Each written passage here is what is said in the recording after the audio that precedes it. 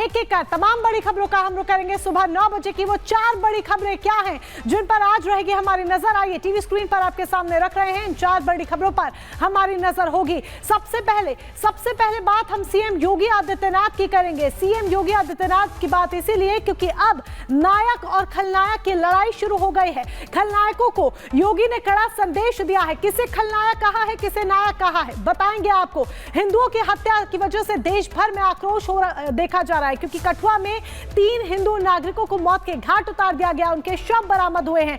क्या ये target killing है या फिर टेरर अटैक है, इस पर भी होगी बात। और तीसरी सबसे बड़ी खबर, दिल्ली में तेजी के साथ डेमोग्राफी बदल रही है। हालांकि अवैध घुसपैठियों को बाहर निकाला जा रहा है, लेकिन जिस तरीके से हिंदू मकानों के बाहर पोस्टर लगे हैं कि ये मकान बिकाऊ है, उसकी वजह से कई सवाल भी खड़े होते हैं। तो दूसरी तरफ दिल्ली इस वजह से गुस्से में है। और चौथी बड़ी खबर, फाइनल घमासान है और जीतेगा हिंदुस्तान, इसको लेकर प्रार्थनाओं का दौर देखा जा रहा है क्योंकि दुबई में आज मैच खेला जाना है। 2:30 बजे मैच खेला जाएगा।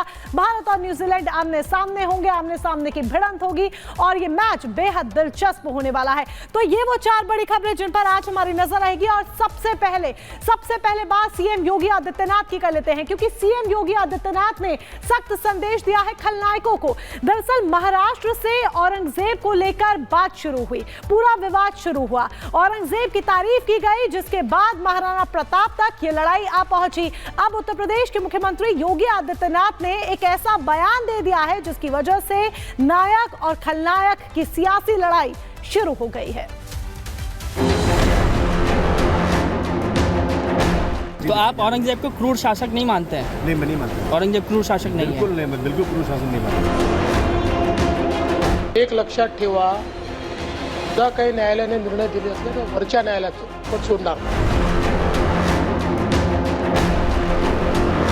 औरंगजेब को महान बताने को लेकर सियासी विवाद की जो चिंगारी उठी थी, उस चिंगारी ने अब मुगल बादशाह अकबर को भी अपने लपेटे में ले लिया है। अभी तक सत्ता पक्ष और समाजवादी पार्टी के बीच औरंगजेब को महान बताने के लिए द्वंद्व चल रहा था, तो अब इस बात पर विवाद हो रहा है कि अकबर नायक था या खलनायक। इस बहस की शुरुआत हुई है यूपी के मुख्यमंत्री योगी आदित्यनाथ के एक बयान से, जो उन्होंने दादरी एनटीपीसी में वीर शिरोमणि महाराणा प्रताप की प्रतिमा का अनावरण करके दिया। सीएम योगी आदित्यनाथ ने कहा कि नायक तो महाराणा प्रताप है और अकबर नायक नहीं हो सकता। छत्रपति शिवाजी महाराज और गुरु गोविंद सिंह नायक हैं, लेकिन औरंगजेब नायक नहीं है। सीएम योगी आदित्यनाथ अकबर और औरंगजेब दोनों को ही एक ही थाली के चट्टे बट्टे जैसा बताते हैं और कहते हैं कि दोनों मानसिकता एक ही है, इसलिए ये नायक नहीं हो सकते। कि नायक तो महाराणा है, महाराणा, अकबर नायक नहीं हो सकता। नायक छत्रपति शिवाजी महाराज हैं, जिन्होंने औरंगजेब को घुटने टेकने के लिए मजबूर किया और घुटते घुटते बेमौत मरने के लिए मजबूर कर दिया था। सिर्फ यही नहीं, आगरा में भी मुख्यमंत्री योगी आदित्यनाथ के तल्ख तेवर दिखे। युवा उद्यमियों को संबोधित करने के बाद अपना भाषण खत्म करते समय सीएम योगी आदित्यनाथ ने पहले वृंदावन बिहारी लाल की जय बोला और फिर छत्रपति शिवाजी महाराज की जय जयकार करके अपने भाषण को खत्म किया। मेरे साथ बोलेंगे, वृंदावन बिहारी लाल की, छत्रपति शिवाजी महाराज की, वृंदावन बिहारी लाल की, छत्रपति शिवाजी महाराज की। सीएम योगी पहले ही कह चुके हैं कि भारत की पहचान छत्रपति शिवाजी महाराज और वीर शिरोमणि महाराणा प्रताप से है, किसी मुगल से नहीं। और अब सीएम योगी खुलकर औरंगजेब को महान बताने वालों को जवाब दे रहे हैं, तो कुछ लोगों को सीएम योगी का ये बयान रास नहीं आ रहा है। उस कमबख्त को निकालो पार्टी से और उसको एक बार यूपी भेज दीजिए, बाकी उपचार हम अपने आप करवा लेंगे। Bureau report, Republic Bharat. और बात दिल्ली की करते हैं। दिल्ली में अवैध घुसपैठ के खिलाफ पुलिस प्रशासन सख्त है, एक्शन मोड में है और लगातार छापेमारी कर घुसपैठियों की पहचान की जा रही है। घुसपैठियों पर प्रहार आखिर क्यों जरूरी है, कैसे ये देश के लिए एक बड़ा खतरा बने हुए हैं, ये रिपोर्ट देखिए।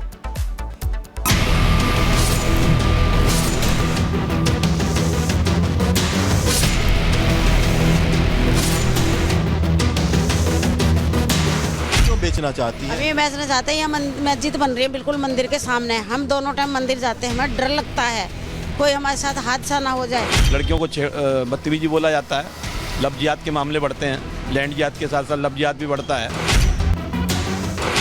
दिल्ली में एक और जहां अवैध घुसपैठियों के खिलाफ ताबड़तोड़ एक्शन जारी है। एक एक घुसपैठिए को बाहर करने के लिए स्पेशल ऑपरेशन चलाया जा रहा है। दिल्ली के चप्पे चप्पे को खंगाला जा रहा है। वहीं दिल्ली के ब्रह्मपुरी इलाके में हिंदू घरों के बाहर मकान बिकाऊ के पोस्टर लगाए गए हैं। दिल्ली का एक ब्रह्मपुरी इलाका है जहां पर हर मकान में, एक गली नंबर 12 की बात करें तो हर मकान पे लोगों ने ये चिपका रखा है कि ये मकान बिकाऊ है। काफ़ी बड़े और आलीशान खूबसूरत मकान बनाए हैं।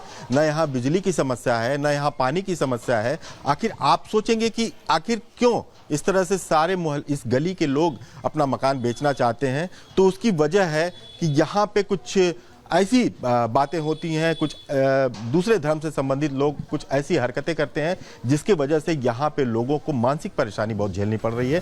ब्रह्मपुरी के हिंदुओं का दावा है कि पहले यहाँ एक मस्जिद थी, लेकिन अब 3 मस्जिद बन गई हैं। वहीं डेमोग्राफी में भी तेजी से बदलाव हुआ है।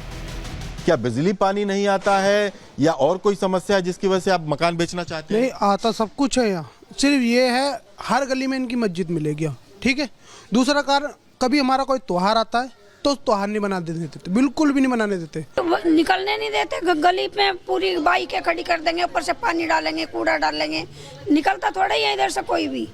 12 नंबर गली से कोई नहीं निकल सकता। प्रॉब्लम तो खड़ी होती है, वहाँ पर लड़कियाँ छेड़खानी करते हैं, लड़कियों को कमेंट पास करते हैं, लड़कियाँ निकल, हम वहाँ से निकल ही नहीं सकते हैं। अब 13 नंबर का तो इतना गंदा रास्ता कर दिया। हमारी कम से कम 30 साल से झांकी जाती थी हनुमान जयंती पे, वो हनुमान जयंती पे झांकियां बंद हो गई है हमारी 2020 के दंगे के बाद। अब सवाल ये कि आखिर ब्रह्मपुरी की डेमोग्राफी में बदलाव कैसे हुआ? कैसे यहाँ रहने वाले मुस्लिम परिवारों में बढ़ोतरी हुई या कहीं और से आकर मुस्लिम परिवार बसे? क्यों बेचना चाहती है? अभी बेचना चाहते हैं, यहाँ मस्जिद बन रही है बिल्कुल मंदिर के सामने। हम दोनों टाइम मंदिर जाते हैं, हमें डर लगता है कोई हमारे साथ हादसा ना हो जाए, क्योंकि लोग बाग कह कमेंट कसते, कुछ ना कुछ बोलते निकलते बढ़ते कमेंट करते हैं। हाँ जी। तो आपको लगता है कि परिवार का रहना यहाँ मुश्किल है? बहुत मुश्किल है। पिछले कुछ सालों में दिल्ली में जगह जगह कई अवैध बस्तियों में इजाफा हुआ है। बड़ी संख्या में घुसपैठियों का बसेरा बढ़ा है, जिन्हें दिल्ली से आउट करने के लिए बड़े स्तर पर स्पेशल ड्राइव चलाई जा रही है। दिल्ली प्रशासन की टीम हर रोज अलग अलग बस्तियों में जाकर दस्तावेज चेक कर रही है और संदिग्ध मिलने पर थाने बुलाकर कड़ी पूछताछ की जा रही है।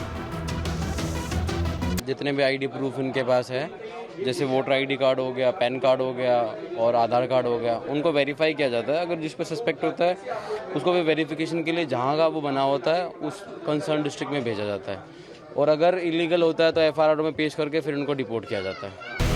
अवैध घुसपैठ कर देश में आने वाले सबसे ज्यादा बांग्लादेशी नागरिक हैं, क्योंकि पश्चिम बंगाल से बांग्लादेश की लंबी सीमा लगती है।